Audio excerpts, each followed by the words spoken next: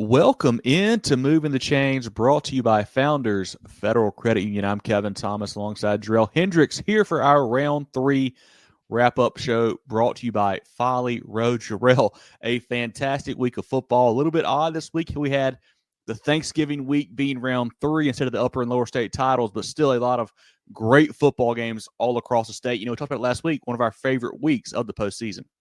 Man, I love Round 3. We saw some fantastic matchups.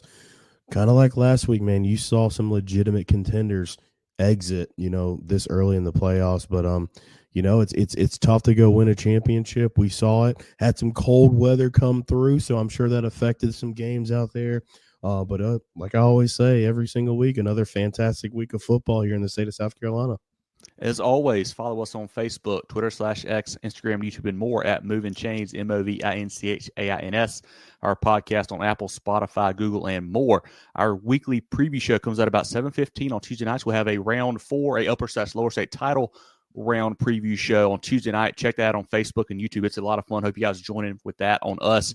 Our recap show comes out Sunday afternoons, Monday morning, something like that on our podcast platforms. We have great interviews and content all throughout the week as well on all of our social platforms. Had a lot of requests for the TikTok lately. Jerel, the TikTok's blowing up. We got our food reviews there. Lots of really cool stuff. So check us out on TikTok, the same handle there. It's kind of popping off right now for the boys too. But get your Moving the Chains merch. We've got great hats, Richardson hats right now. We've got a gray front, a black front, a couple different options there for you. Some great T-shirts, a black, a gray, a navy blue, and a pink. 2 great hoodies, kind of a stone white ashish color. Also a gray color for you as well. 2 toboggans, a black and a gray. Lots of great options. Order yours now. Makes great Christmas presents. It is cold now, like Jerel said. You need that hoodie, need that toboggan. Get yours today. You can email mtcgear.sc@gmail.com. That's mtcgear.sc@gmail.com. Or you can send us a message on any of our social platforms. Come for the deals and stay for the quality with Folly Row. From polos to Q-zips to hats and more, their moisture-wicking, quick-drying, and anti-wrinkle apparel is the perfect blend of comfort and fashion for game day. FollyRow.com and at Folly Row on social media. Folly Row. Very good polos. Set your kids up with a lifetime of financial success with Smart Start from Founders Federal Credit Union. Just like learning the rules of football, understanding money management is crucial. Our Smart Start products and educational resources help teach kids the basics of saving, budgeting, and smart spending. Give your young MVPs the skills they need to move the chains on their financial futures. Learn more at foundersfcu.com/smartstart. Federally insured by NCUA. Membership qualification required. Terms and conditions apply. Our Carolina Orthopedic and Neurosurgical Associates games of the week, our Kona games of the week, Jerel, 5 of the biggest ones across the state. Let's go through those ball games first. Yeah, we start off with a huge one, man, in 4A playoffs in the upper state bracket, and that was South Point and Daniel over in Central. Kevin, this is what I was talking about when I say these week 3 matchups. You have state championship caliber games this early, and that's why it's fun to keep up with this round. And it did not disappoint. The Stallions knock off the Lions 49-35 in this one. Had a huge offensive performance by Mason Pickett-Hicks. We went into this game talking about on Tuesday about the quarterback matchup. On the Daniel side, we did have Grayson Clary show out completely. But when it came to Cam McMillan, he was just handing that football off, and that's all they had to do to ride towards victory and sail into the championship round of the upper state bracket.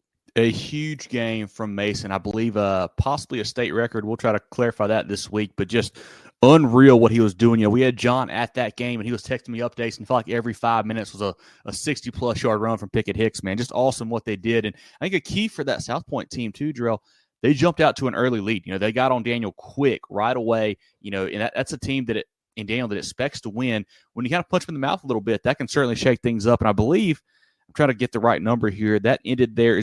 Was it 39-game home winning streak? 37, 39? I think it was 39. 37's in my head for some reason, but I trust you with the statistics more than myself. I'm double checking it now. But then hats off to Daniel too, because they fought right back. Like they were down a couple scores. Like, oh, this is getting out of hand here. But then Clary and those guys, he ends up with 5 touchdown passes. Really, really impressive what he did.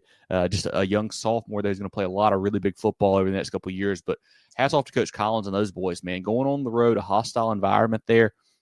Just putting up huge numbers on offense, defense doing just enough there. that was a big-time win. I mean, Mason Pickett-Hicks, what more can you say? That was just an all-time historic performance there. Just awesome stuff. 37 straight. You're right, Jerel. Hadn't lost one since 2019. 37 in a row for Daniel until Friday night. Hey, man, long streaks are made to be broken, but that's no slight, man. This Daniel team jumping up a class, proving themselves to be one of the best teams in 4A, regardless of what side of the bracket they were on. You know, that's a big-time streak. I mean, it was going to happen eventually, but kudos to those guys, especially those seniors. They won a lot of ball games, won a lot of championships. You know, I'm kind of going on a little bit of a tangent here, but it's always sad to social media. You see the pictures where the seniors are taking pictures with the jerseys. It makes it tough. But when you've had that much success, there's nothing to hang your hat on. And on that South Point side, I mean, that's a situation where with a team, we saw them midway through the year to kick off region play. When they, you know, just dismantled a very good Camden team, you knew that they were for real. It's going to set up for a fantastic matchup next week. We'll get to that a little bit later in the show and definitely dive in depth on Tuesday. But again, South Point winning that one 49-35. A big-time matchup in 5A in the Division II bracket. It was Gaffney and Teal Hanna also in the upper state. Gaffney's able to win this one 21-7. Gaffney jumped out to a huge lead here. Teal Hanna figured some things out on defense, but just couldn't, you know, muster enough offense to kind of make this a true game. Yeah, Indians, you know, actually did not get the ball first, which I know they wanted to, but they lost the toss there. Teal Hanna gets it. Gaffney stops them, drives right down, scores, go up 7-0, get another score there to kind of build a 2-score lead. And, you know, and Teal Hanna, they're not scared to be played from, you know, to play from behind, but it is tough that offense sometimes to play from behind and just could not get it going, man. Hats off to that Gaffney defense. What they did, shutting down a powerful Teal Hanna team. That's some real speed, real playmakers. They're holding them to 7. Super impressive win. You know, Jay McDowell had a big game. He's starting to get healthier and healthier, it feels like there. Javon Gilmore, the quarterback, the Arkansas commit, has played better and better the last few weeks. Gaffney is on quite a roll right now. That's a big-time win over Teal Hanna. Most definitely. Talk about being on a roll. The Clinton Red Devils knock off Batesburg-Leesville 31-14. Clinton has played fantastic football. Tough place to win down there in Wilder Stadium. You know, kind of biding their time a little bit. They kind of dropped down a little bit in our poll and the other media polls because they played some tough non-region competition. But once they started playing those other schools in 2A, they've really just turned it on. It's a Batesburg-Leesville team that we've had, you know, consensus number 1 all year, but they were no match for Clinton on Friday night.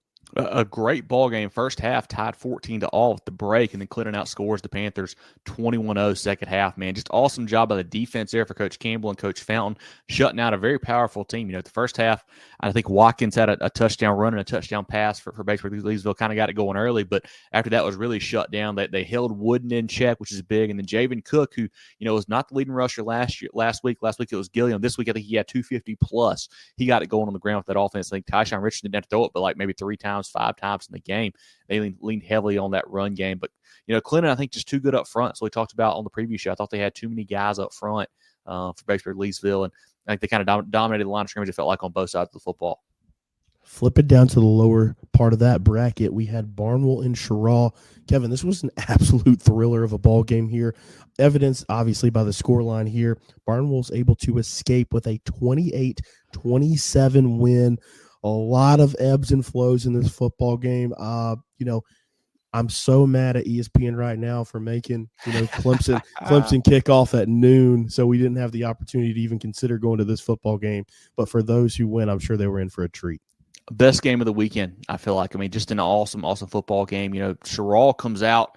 They lose their starting running back early on, who was already a second-string guy. You know, Justin Joint goes out, so having to replace him as well. And they just fought their butts off early on, man. And the defense especially showed up. You know, they were up 13-7 in this game after a touchdown and 2 field goals there late in the half. They throw a pick six. It's a little bit controversial if you look on social media.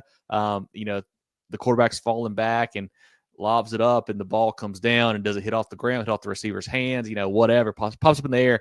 Barnwell goes 66 yards to the house for a pick six as time expires to take the 14-13 lead into the break there. Second half, still back and forth. You know, Jerel gets a 6-yard touchdown pass. Deshaun Drake late to take a lead, 27-21 there. But then Barnwell drives right back. Cam Austin connects on a 4th and 4, 13-yard touchdown pass to Robinson there to take a lead.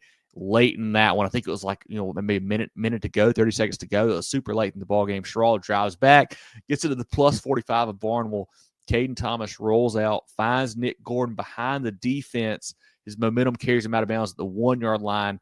As time expires, Jerel season ends on the 1 yard line there, man. Just an unreal ball game.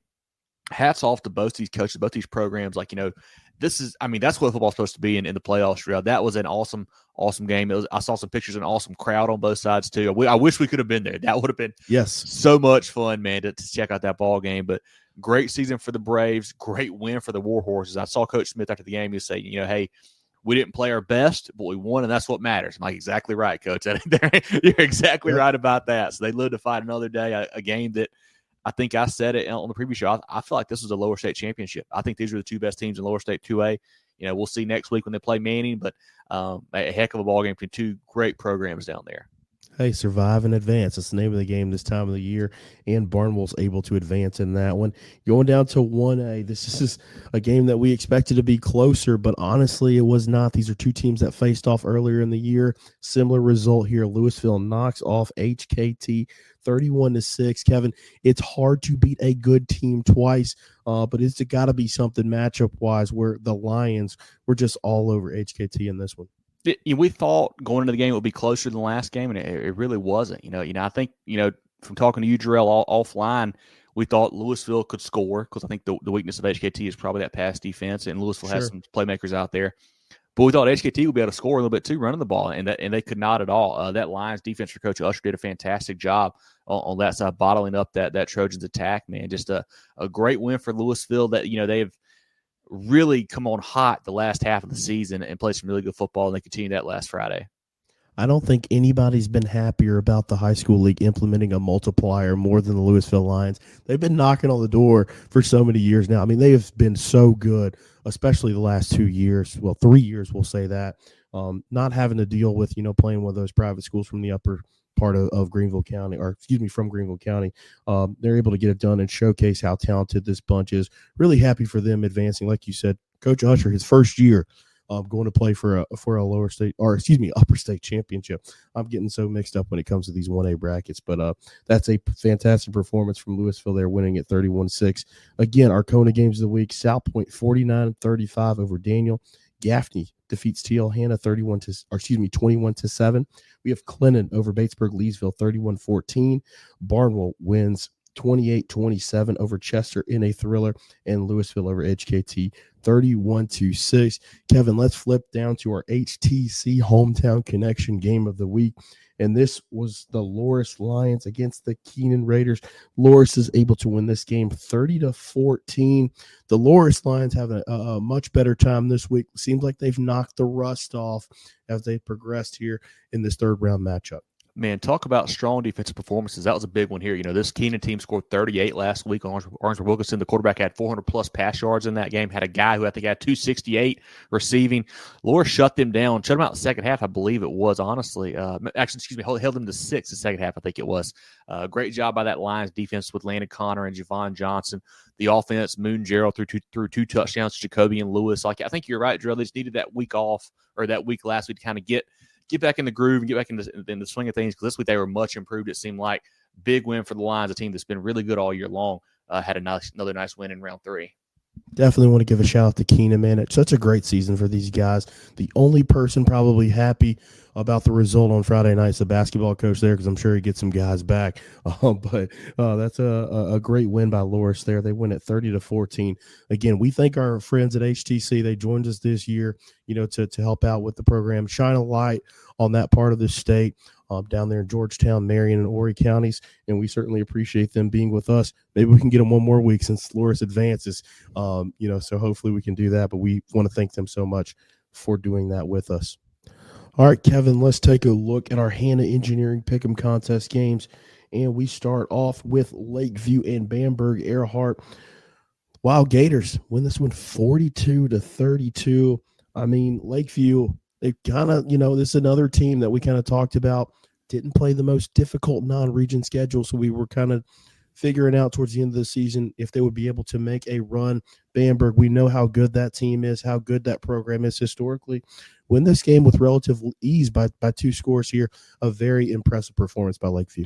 This one surprised me. Lakeview last week really struggled with Johnsonville, but they got the offense figured out. Had a couple passing touchdowns, obviously a ton on the ground like they always do from Foxworth, but Herlong had a big game for them as well.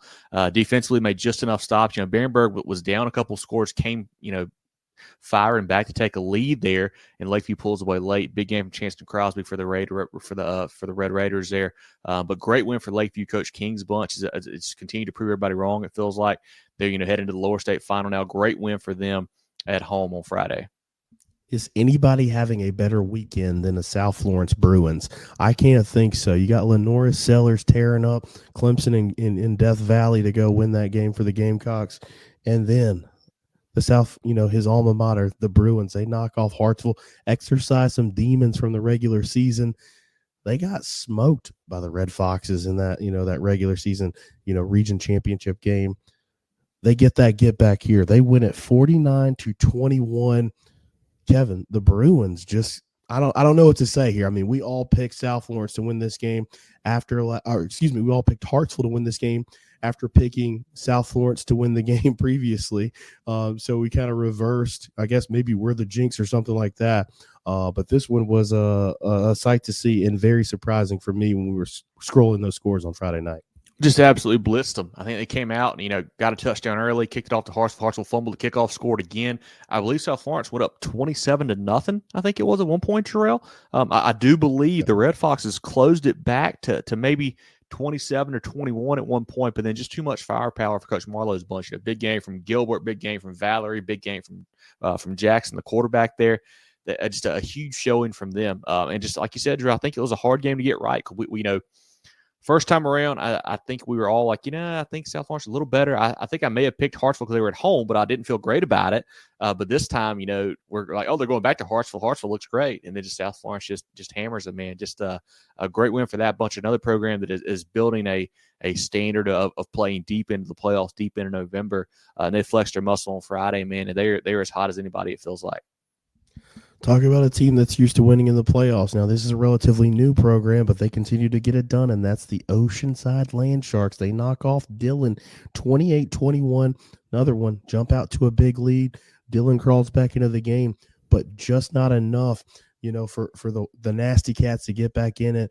This has been impressive for Oceanside this season. I mean, they've dealt with all types of adversity. But they got some studs, especially on the offensive side of the ball. But it appears that the defense may have saved the day. Aiden Manavian 3 touchdown passes. Will Virgilio 3 touchdowns in the first half. They go up 28-7 at the break. We're like, this is over. And I feel like Oceanside got a little bit conservative offensively and defensive second half. Let Dillon get back in the game. Hamilton hits Fling for a touchdown pass, and Fling right after a fumble breaks off a 50-plus yard run to make it 28-21. Dillon actually gets the ball back midway through the fourth, drives down to the 2-yard line, has 4th and goal, I think it was, or 4th and 1 from the 2, and they get stopped.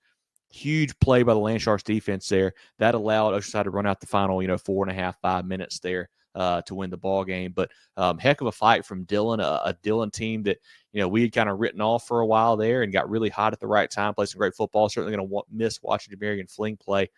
Oceanside, though, I mean, they continue to march on. That offense is so tough with Manavian back there running the controls for them, and defensively, we got some ballers on that side too. So great win for Coach Patterson's bunch. This is a special one because this is a team that you highlighted as we entered into the playoffs that you really saw catching fire down the stretch, and that's White Knoll. They're able to knock off Berkeley 23-3, a convincing victory here, 3-score win. White Knoll's a team, again, they dealt with some adversity. This is a team that played for a state championship last year, but lost a lot of key pieces. While they lost a lot of key pieces, they brought some key pieces back. We know Coach Pelham can coach defense, and that was very evident in how they were able to keep the Stags in check in this one. Great point there, because when you've got a senior quarterback like Sharp, who's played a lot of football there, Landon Sharp has, he's going to keep you in every game. He's going to make enough plays to win you a lot of football games there. But when you go up against a uber-talented offensive bunch like Coach Lodge's Stags team there with Bash and Boone and the quarterback Rivers, to hold them to 3 points there, man, that is a great showing there just an awesome game for the Timberwolves. They've been road warriors here in the playoffs, of course, going down to Myrtle Beach last week and then, Berkeley this week, getting that done. 2 great wins for them, man. They got hot at the right time. And some of the senior pieces really started to step up for them. And Coach Pelham and those guys are right back in the lower state title again now. The next game we had was Manning and Philip Simmons. Manning continues to win football games. Kevin, this is one where, we've looked at these teams who have kind of shuffled after the latest realignment. We were talking about it off air. When you think about Manning, with them coming down, but also with Philip Simmons coming down, so that's kind of not the best analogy, but, with Manning coming down, we really just didn't give too much recognition to, because we struggled with what was their key win as they came into the playoffs here. They really have not been tested. Well, they've been tested now, and they just continue to win. I'm stupid. I keep picking against them in the pick'em contest. I don't know why I keep doing that. I don't know what I'm going to do next week. Probably pick against them again, and they'll probably win again. But just so impressed with this Manning team, what they've been able to accomplish, because Philip Simmons has been solid all year. They win this one 34-21, not particularly close. I mean, they kept Philip Simmons at arm's length the entire game, and I'm so impressed with this bunch. Jerel, I've been right beside you, picking against them the whole time too, man. I cannot get these guys figured out, but you get a huge game from Canty and Caesar and Cord there for Coach Kennedy's bunch. And I mean, those are your big time playmakers. We say it every week, especially in the playoffs. And when you get to this round 2, round 3, upper and lower state, you got to have your stars step up, and that's what happened for Manning. Man, the Monarchs got a big showing from all those guys. Super impressive what they've done, because and I don't think it's just us, Jerel, either. I feel like nobody has really given them a whole lot of love this season. But yet they continue to win football games. They lost, I think, maybe week 0, week 1, have not lost since then, and have played some great football down the stretch, and they continue to play well. A great win for them over, a pretty solid Philip Simmons team, I thought. Rounding out the hand engineering games that we have this week, and that's BHP and Powdersville. I've given you a lot of credit, for the things you've been able to see. You saw Powdersville getting hot at the right time. I don't know if you pulled the trigger on them actually winning this game or not. Probably not, but BHP is able to get it done. They win it 35-14. That BHP Bear defense is really what won this football game for these guys. That Powdersville defense was so impressive. They held that rushing attack in check for the most part on a very cold night over there in Belton. So I'm just really impressed with what Powdersville was able to do. But BHP just continues to answer the bell and playing some very complimentary football. Super interesting ball game, because we thought maybe a little bit more low scoring. Both teams really focus on the ground game a lot and whatnot. But then Powdersville comes out slinging the thing with Keegan Reed, hits a deep touchdown pass. I think their first drive to Bennett Brooks to go up 7-0. I mean, BHP comes back. We have a kind of a back and forth first half there. Powdersville goes to break up 14-13, and they don't score again. That Bears defense just buckled down with Lathan and Ty Kelly and all those guys. Quez Henderson as well on the back end. Just played well on that side of the football for sure, locking down a pretty explosive Powdersville offense. Elijah Huggins out there had a couple big plays, but they couldn't get it in the end zone. Forced some key turnovers, had some key takeaways. They returned 2 for pick 6, which is huge in a game that close, man. Just interesting ball game, because I don't know. It never really felt like either team really had control of it, even when BHP had a big lead. It felt like Powdersville was just a play away from, being right there. But the Bears just, did not let them get that big explosive play in the second half to really come back. Yeah, I mean, I will say this is towards the end of the game. I guess, the Quez Henderson pick 6 kind of sealed it. But outside of that, like you said, it really never felt like anybody had seized control, and the momentum just continued to flip-flop. Obviously, it stinks on the Powdersville side because you have to look at how talented your young quarterback Keegan Reed is, but ultimately that was really the difference in the game. He made some critical turnovers that turned into immediate points, and that was the difference. I mean, if you look at statistics, if the defense scores once, that team usually wins. If that defense scores twice, it's impossible for the opponent to win, and that's what happened here, especially being on the road. BHP, again, they get it done in a different way. If they want to advance, to Orangeburg, they're going to have to play a much cleaner and tighter game than what we saw on Friday night. Nonetheless, as we mentioned, theme of this show, survive and advance, and they're able to do so. Really happy with Powdersville, though, man. That's quite the run. 9 in a row. Caught up with coaches after the game. Just want to give those guys tons of credit. They dealt with a multitude of injuries this year. That's part of football, but you lose a lot of talent and you deal with injuries and you still figure out ways to win and get this far in the season. That's a testament to your program. It's a testament to the coaching staff and most definitely a testament to the kids. But to wrap things up, did you have something else on this one? No, I was going to say, I do want to shout out Justin Lathan's school record 5 sacks. Really good after the quarterback there. And that was, a lot of the second half when they're kind of pinning their ears back there and getting after the Reed kid. But, him and Ty Kelly really did a great job there pressuring the quarterback late. But it was really good defense from both sides, I felt like. I mean, you look at the DHP side, Powdersville holds them to, I guess, 21 and then 2 pick sixes, which was pretty solid there. Just offense could not help them out second half, of course, has really hurt them. But great game for BHP to win that one. Powdersville, they'll certainly be back. They got a lot of young pieces. The quarterback, the Reed's just a sophomore. He's going to be a stud for them. BHP moves on, man. Great win for them over there at Marley Gambrill Field. I'm sure we'll give some more shout-outs at the end of the show for those folks who saw over there, but had a great time over there for sure. And engineering pick'em contest games, we had Lakeview knocking off Bamberg Earhart 42-32. South Florence gets their get back over Hartsville. They win at 49-21. Oceanside holds on to defeat Dillon 28-21. White Knoll big over Berkeley 23-3. We have Manning winning again over Philip Simmons. They knocked them off 34-21. And BHP used their defense to knock off Powdersville 35-14. At HTC, we're here to keep you connected. Here to provide reliable fiber optic internet with free, fast, and secure HTC Smart Wi-Fi. HTC, here to connect. With 3 convenient locations in Spartanburg, Duncan, and Greenville, Carolina Orthopedic and Neurosurgical Associates, Kona, offers the most advanced training and experience in orthopedic surgery, neurosurgery, sports medicine, and pain management in the upstate. Go to kona.care to learn more. Jerel, let's take a look at the rest of the statewide scoreboard there. Lots of great games across all the brackets. Yeah, we'll work down starting in 5A. We had Ridgeview and Somerville. The Green Wave continue to roll. They win this game 49-20 over the Blazers. I mean, just a pull the starters at the half type of game there. Great win for the Green Wave, man. Defensively, their front seven is getting after it. The offense with Kelly and Cummings and and those guys, they know what they can do on that side of the football there. Ridgeview, we said it on the previous show, probably a year away. A lot of young talent still coming there, but great win for Coach Rafferty's bunch. Speaking of rolling, Northwestern Trojans, they keep marching on.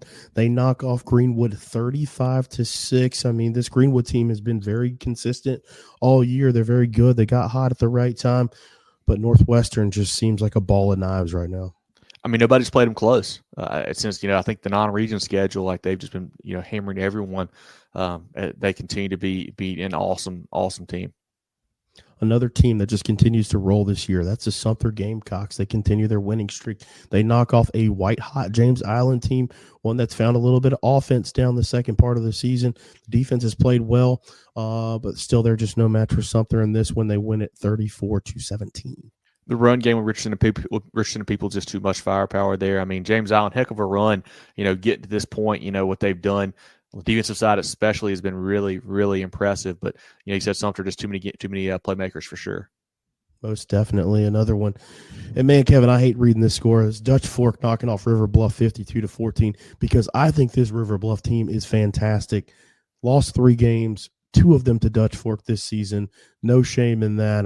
But Dutch Fork just continues to prove why they're the best team, the best program in the state.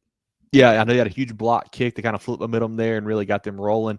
I think they ran it back for a touchdown. I think Smith blocked at the USC commit there. Maurice Anderson had 100-plus yards on the ground. They continue to do what they do offensively, man, and defensively they lock everybody down. Hats off also to Elgin Sessions, the DB there. Flips his commitment to West Virginia to Georgia Tech this week. Awesome there for Elgin. Super happy for him. He's been a great kid. He's talked to us a couple times. Love catching up with him every time we see him. But great win for Coach Knott's bunch. Kevin, this is a game that I expected to be much tighter. That's Spartanburg and jail, man. The Vikings all over the Patriots, 35-9. That's a very impressive showing.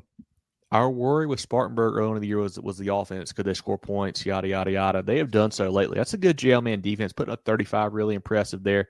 And on the flip side, something, and I think we said it, Jerel, you and I have talked, and you and I have John have talked. Something just felt wrong about the jail man offense all year. Like, even when they were scoring points, it didn't feel like it was working quite smooth. I don't know if it was clunky or what, but something just felt off about it. And you play a good defense like Spartanburg in the playoffs, and they can make a lot of it feel off for sure. So great win for Coach Hodges' bunch. They continue to roll. Wrapping up 5A in the Division II ranks, we had Irmo and West Florence.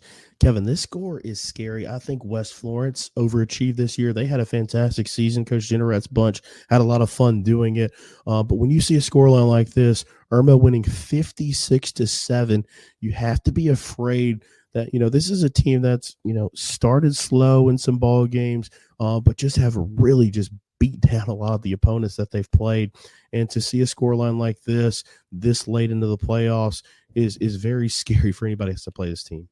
And don't quote me on this, but I believe West Florence recovered a fumble like the first play of the game from Irmo, and just couldn't do anything from that point forward. A.J. Brand, I believe, had 7 total touchdowns. Just does what he does, man.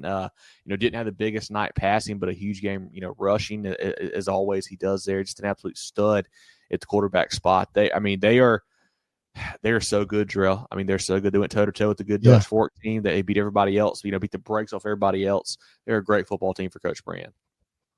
Yeah, I heard, Coach Brand, obviously, he might be a little biased being his coach and his dad, but when asking him about, AJ, he said he's the best player in the state. And it's kind of hard to dispute him, in the career that he's had, the season he's put together has been extremely impressive.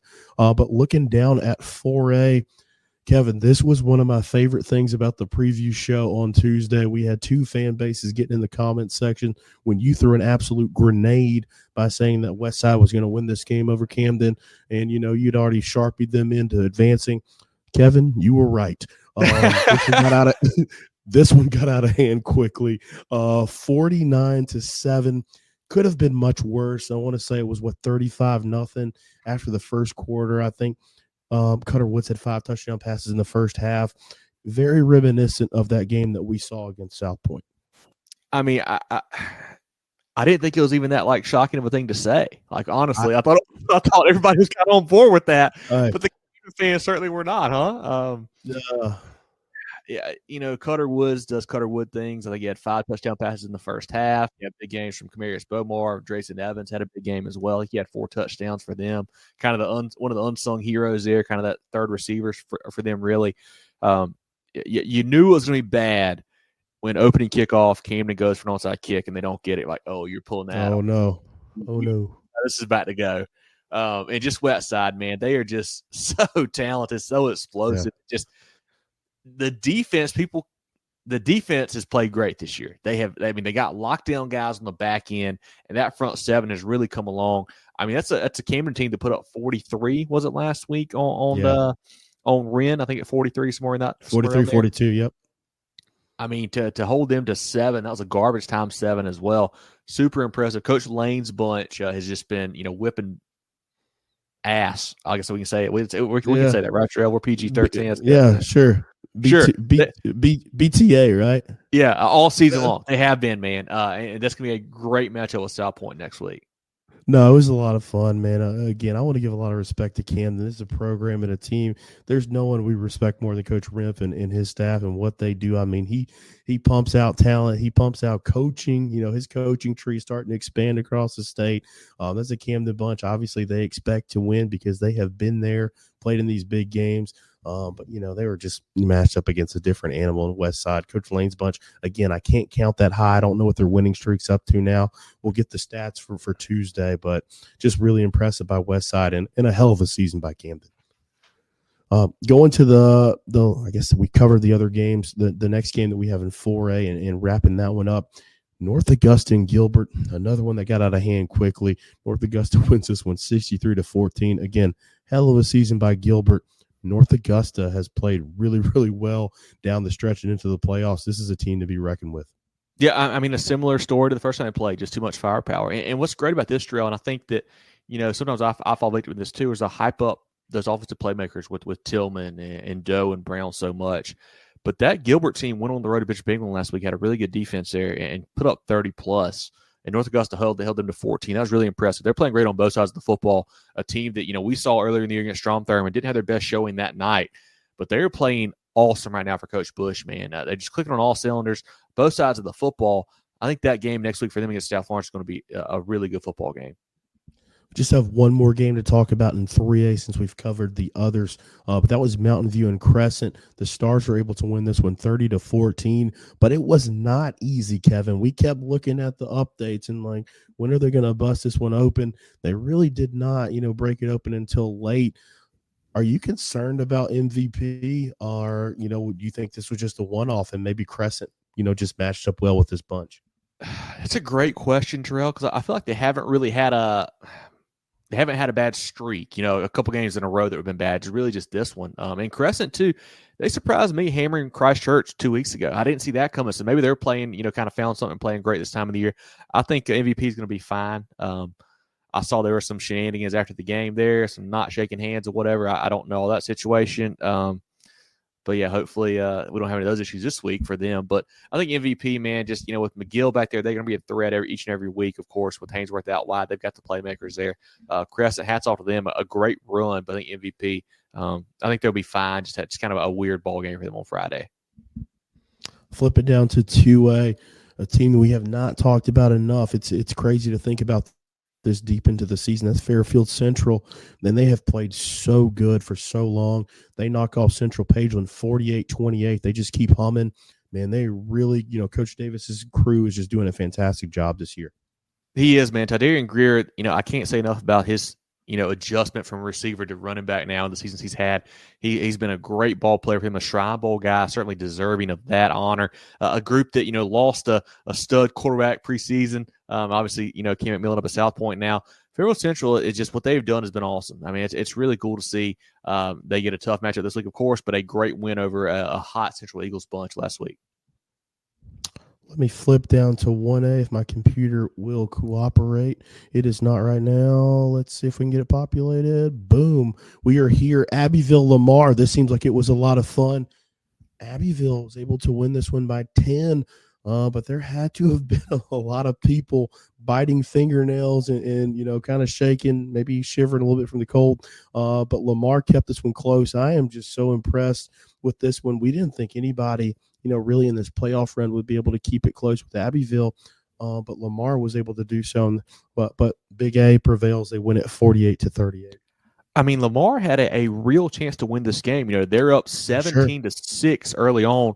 They throw a pick in the end zone as they were driving to go up 24-6. That might have been curtains right there. They also dropped a pick early on, too, that would have ended with Abbeville drives. But DeMarcus Leach, man, heck of a game. I think it was 250-plus on the ground. Freaking Lamar Jackson back there, it felt like, playing quarterback for the Panthers, man. Awesome game for him. And then, even late in this one, fourth quarter, I think they're down, 41-24, something like that. They score, get the onside kick, score again, 41-38, 7 minutes left. And Abbeville basically milked the entire rest of the clock. They had, I think, a 4th and 6, 4th and 5 late. They actually scored on, to make it the final 10-point margin. But just a great showing from Lamar, a team that I was really high on at one point in the season, and then Louisville handled them pretty well, and I was like, all right, maybe not. But they showed they were the real deal. They competed hard against this really good Abbeville team. And I think we may be in for Abbeville may be able to be gotten. Let's just put it that way. I had some worries earlier on in the year. Jerel, I think it was maybe when we first started doing our polls, I read off the points allowed for Abbeville. And their defense had some holes, it seemed like, and that certainly showed up again last week. Louisville's got some firepower. I don't want to get too much into the preview. We'll do that on Tuesday, but there's a chance. There's a chance. That's all you need this time of the year. You heard it here first. Kevin is saying that Louisville has a legitimate chance to knock off Abbeville next week. Can't wait to see who he picks on Tuesday. Going to our next game in 1A, a big cross, not the little one. Hold on against Hannah Pamplico. They win it 12-7. Got a nice little baseball score here for this one. We don't really kick extra points at Cross. It doesn't appear, but man, this seems like it was a whale football game. I love defense, especially come playoff time. And it looks like Cross was able to hold that high-powered HP offense in check. Yeah, great win for the Trojans. Coach Wright's bunch, always well coached, always plays hard, plays disciplined, and that's a great win over an HP team that was surging, man. A team that, looked, kind of wrote them off when they got hammered by Lakeview. But they come back, they get hot in the playoffs, win a couple nice games there, give Cross all they wanted. good season for Coach Woodbury's bunch, but just Coach Wright and the Trojans, man, they built a program down there. They expect to win every week, every season, expect to make deep playoff runs. When you got Carmelo Jones back there in the backfield, you can certainly do a lot of really special things. Well, that wraps up our scoreboard. You want to take a look at these playoff performers? Let's do that. We're actually going to stop doing stock up, stock down, because at this point, if you're winning your stock up, everybody's stock up now. All right, we got it. But yeah, Jerel, let's take a shot at the playoff performers presented or insured by the Georgia Agency. Once again, guys, if you want us to read off these stats, send them to us on social media, on email, whatever's better for you. Appreciate you guys doing these every week. If you give us some stat lines, we're going to put it on the show. We're going to put it in the blog. So definitely send us that each and every week. Enjoyed reading these and giving these kids a shout out they deserve. Once again, the playoff performers insured by the Georgia Agency. Jerel, shout out some of these guys. If you need to take a break, let me know. There's a lot of names on there for sure. No, we're going to get through them all. Bear with me. Voice went in and out a little, fighting a little cold, but we'll get through it. We'll start off hot with Javen Cook for Clinton. Goes 24 carries for 269 and 3 touchdowns. Franklin Richardson of Sumter has 15 for 176 and a touchdown. We got a Sumter crew here. Don Peebles goes 17 for 108, 3 TDs. Jeremiah Burson had 18 tackles, a half tackle for loss, forced fumble, and a pick 6. Tymaris Durant had 9 tackles, half sack, 1 TFL. Anthony Addison, 5 tackles, 1.5 TFLs, 1.5 sacks there. Going to Abbeville, DeMarcus Leach had 272 rushing yards and 5 total touchdowns. Lamar Jackson, I said it, Trill. Lamar Jackson back there running the show for Abbeville. I love that, man. I love it. Absolute stud. Been doing it here. Tays King, man, goes 22 carries for 165, 2 TDs. Also had 3 punts for 104 and 9 touchdowns. 9 tackles. 9 touchdowns would have been impressive. Jeffrey Caesar of Manning had a rushing TD, 4 catches for 96 yards, a 96-yard kickoff return TD, and a pick. We had Jalen Cord. Had 20 rushes for 120 yards, 1 TD, 4 tackles, and 2 TFLs for the Monarchs there. This is the one, and no disrespect to our other playoff performers here, but Mason Pickett Hicks at South Point put the team on his back, had 34 carries, 486 yards, 6 touchdowns, running all over Daniel in that game. Will Wilson had 500 yards of total offense last week. Mason Pickett Hicks said, let me do the same thing. Also, Red Kev, I think he had 2 carries for like 100 yards that got called back due to penalty. Just absolutely getting it done. Want to give a special shout out to Mason Pickett Hicks for that amazing performance there. Cutter Woods, 5 TD passes. West Side, no big deal. Kamarius Bomar caught 2 of those TD passes, also had a pick. Drayshawn Evans had 2 touchdowns on the ground, 2 receiving. Kason Herlong of Lakeview had 1 rushing TD and 2 passing TDs. Quez Henderson of BHP had 32 for 144 and a touchdown. Also had a pick 6 on the defensive side. The Loris Lions defense, we saw how impressive they were in holding Keenan to 14 points, especially after the Keenan offensive output from last week. Ty Kelly of BHP had a pick and a fumble recovery. He was really getting it done on the back end of that defense. Justin Lathan had 5 sacks for BHP, school record. Also had a fumble recovery and a rushing touchdown.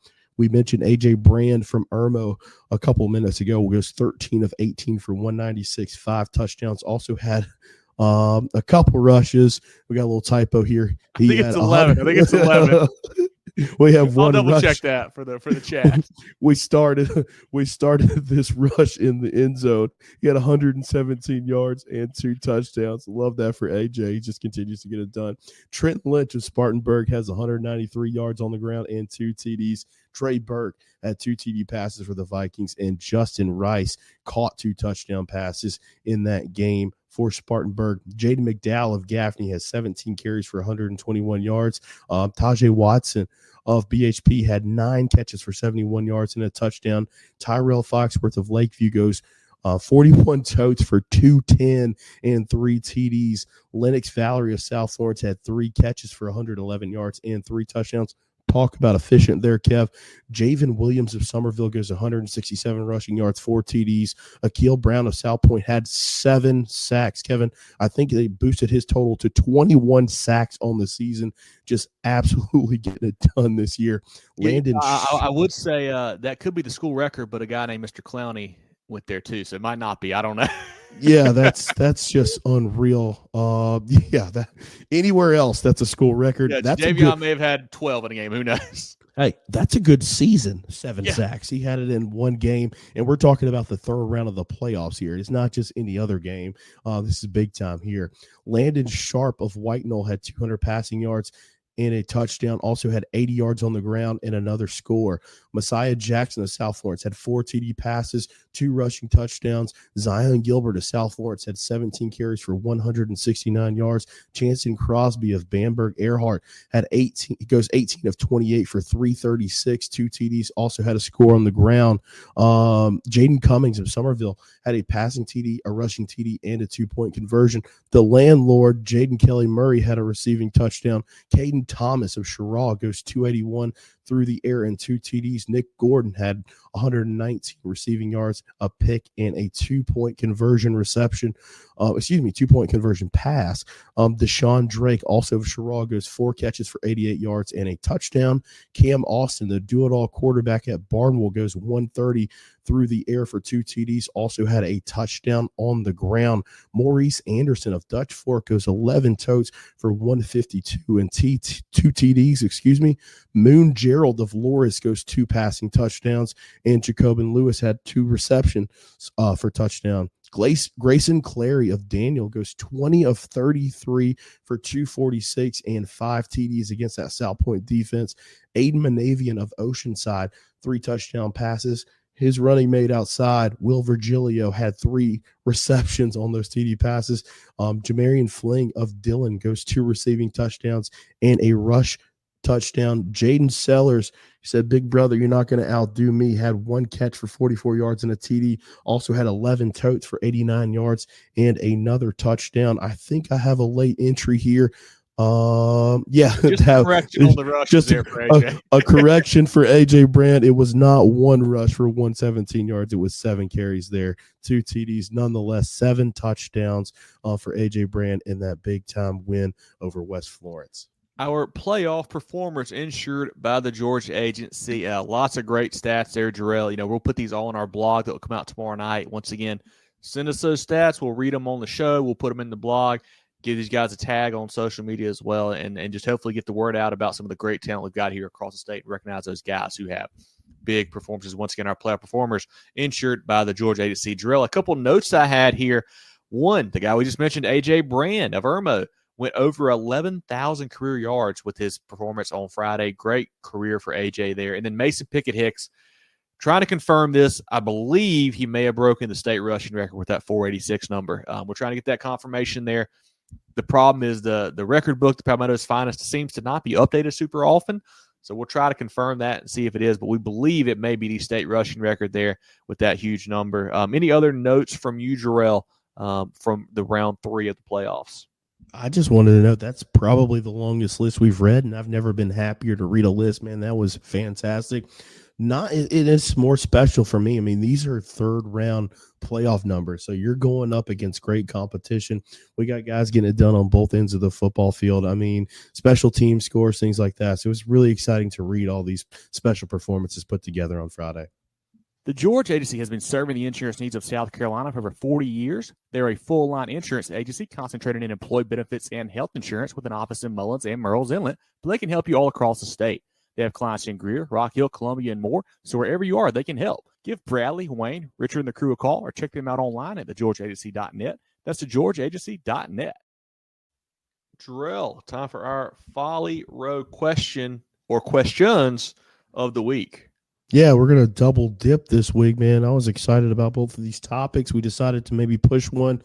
We're running out of shows, Kev, so we might as well touch on both of them. So the first one here, man, I went to Death Valley. Everybody knows that we're Clemson fans. Is what it is. We lost the game, whatever.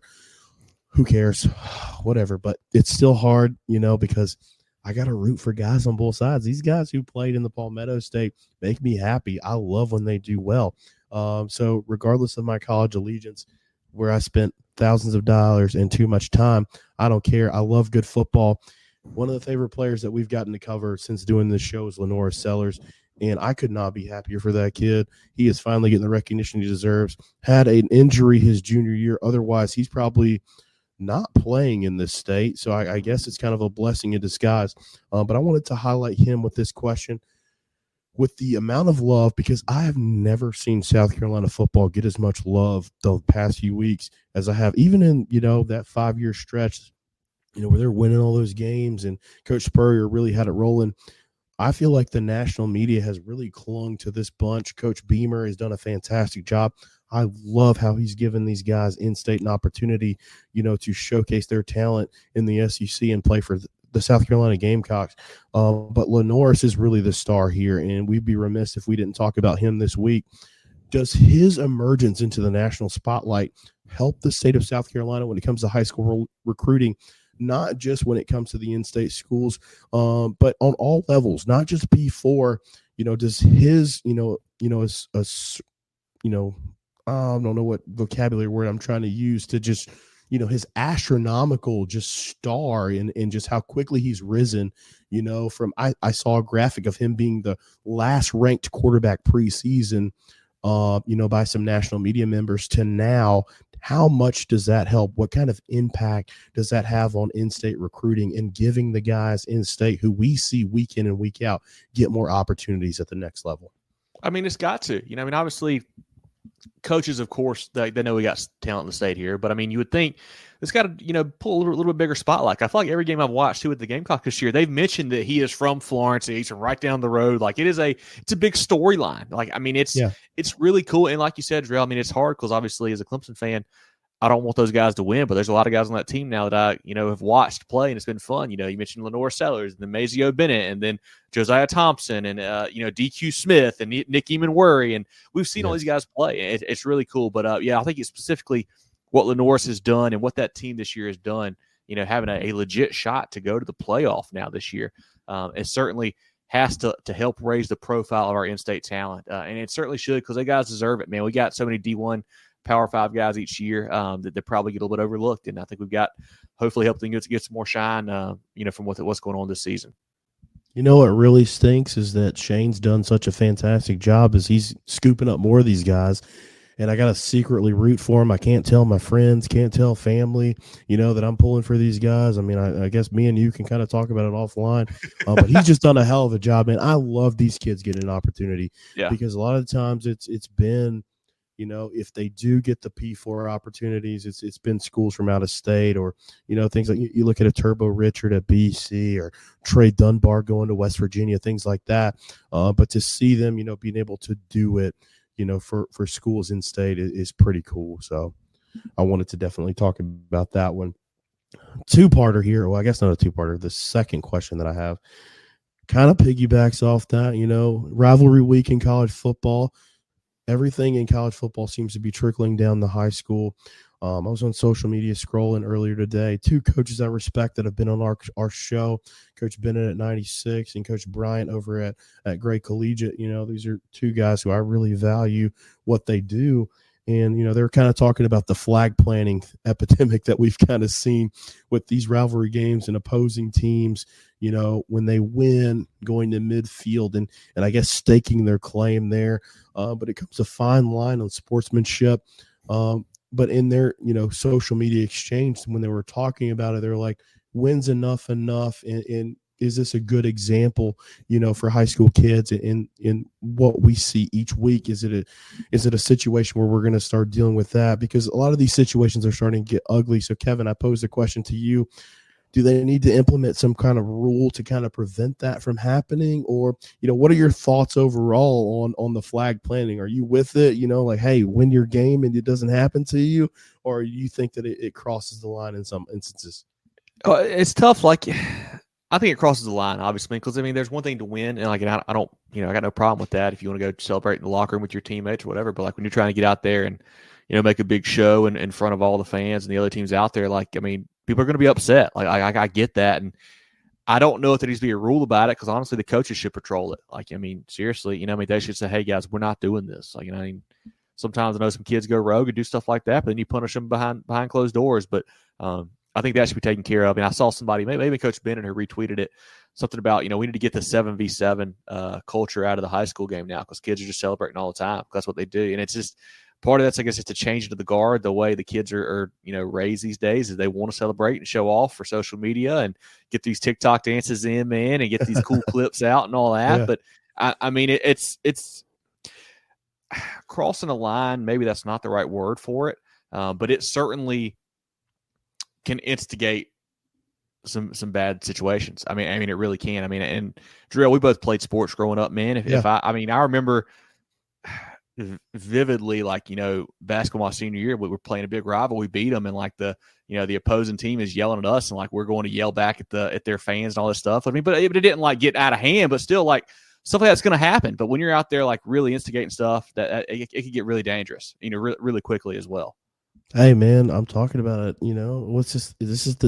It's funny that we bring this up, and it just hit me. I think this is the 20th year anniversary of the brawl between Clemson and South Carolina. So it's not something that, it's something that we've seen get ugly before, if it's not policed properly. But I like your stance on that. Leave it up to the players, leave it up to the coaches, maybe some senior leadership on your teams or captains, things like that.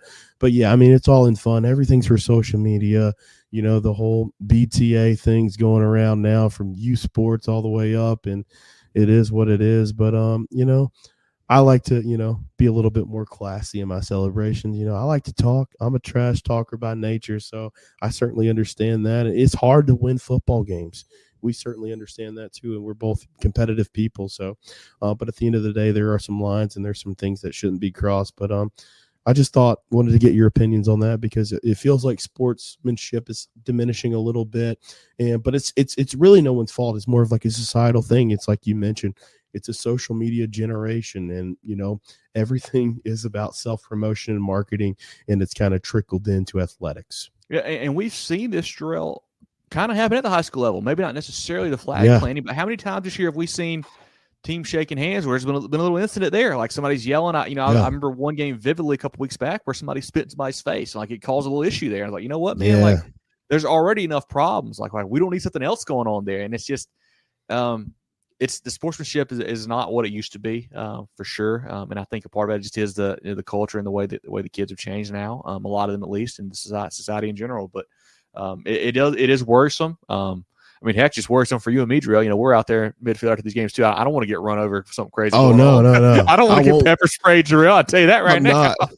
I'm going to tell you, that's never going to happen for me. I'm getting out of there before that happens. So, yeah. Yeah, hopefully we don't have that happen anymore, man. But it's it was very crazy yesterday to see that happen in multiple games with the flag planting thing. There were several incidences, and it could have been a lot worse and a lot in several other ones as well. But just crazy what's going on these days. I don't know. I feel like I feel very old manish saying this stuff, but dude, I feel 97 right now. Right? I literally just, is winning not enough? But it's I guess not. But but I mean but it was different. When we were playing draw, there wasn't these social media clips. I remember you win a game, I might go put a status on Facebook, big win tonight, but it wasn't we're not putting a video of me, doing something crazy at midfield out there. It wasn't the same. It wasn't the same. Hey man, you just made me feel even older than that. My sports playing career kind of predates, maybe I had a MySpace post or something like that. So nobody listening knows what that is, but that's funny stuff, man. So yeah, I don't know. Yeah, respect your opponent. I like that. I think that's the theme that they're both kind of going there, and respect the game too. Yeah, and that's kind of just how I look at it too. So I wanted to get your take on that. I hate to kind of end on a sour note, but I just wanted to address it. It was very interesting to me.